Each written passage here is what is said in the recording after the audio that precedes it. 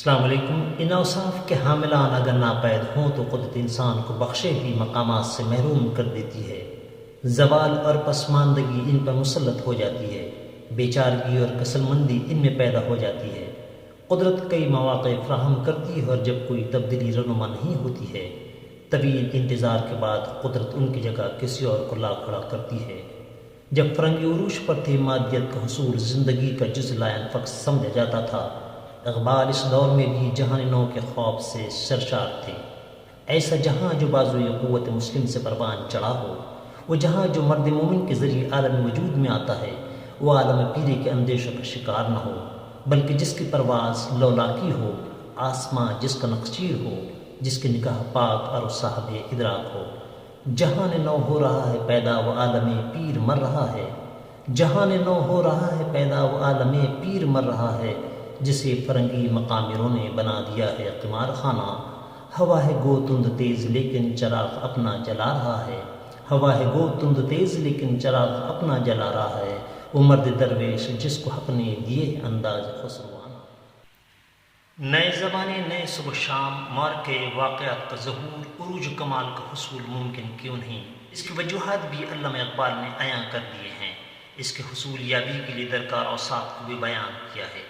اے لا الہ کے وارث باقی نہیں ہے تجھ میں، اے لا الہ کے وارث باقی نہیں ہے تجھ میں، گفتار دل برانہ کردار قاہرانہ۔ تیری نگاہ سے دل سینوں میں کانپتے تھے، تیری نگاہ سے دل سینوں میں کانپتے تھے، کھویا گیا ہے تیرا جذبے قلندرانہ۔ اگر افعال و اعمال جاری ہیں تو پھر کیا وجہ ہے کہ زمام زمانہ ہمارے ہاتھ میں نہیں؟ نہ یہ ہماری ضرب کاری ہے، قدرت کے مرتبہ و معیار سے ہماری سعی و جد جہد نہیں ہے۔ ہم اس منصب کے اہل نہیں جو قدرت کو مطلوب ہے۔ دل سوز سے خالی ہے، نگاہ پاک نہیں ہے، دل سوز سے خالی ہے، نگاہ پاک نہیں ہے، پھر اس میں عجب کیا کہ تو بے باک نہیں ہے۔ ہے ذوق تجلی بھی اس خاک میں پنہاں، ہے ذوق تجلی بھی اس خاک میں پنہاں، غافل تو نرا صاحب ادراک نہیں ہے۔ اقبال خاکی تھے مگر انداز افلاکی رکھتے تھے۔ انہیں پختہ یقین تھا کہ ایک مرد مومن ہی نئے زمانے، نئے صبح شام اور انقلاب کا بانی و محرک ہے۔ مومن جو ضرب کلیمی رکھتا ہو، عشق خلیلی رکھتا ہو، عالم اس کا زیر نگی ہیں۔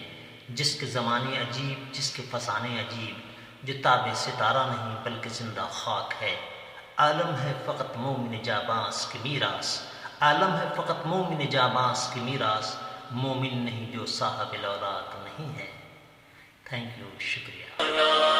تیری نگاہ سے دل سینوں میں کانپتے تھے، تیری نگاہ سے دل سینوں میں کانپتے تھے۔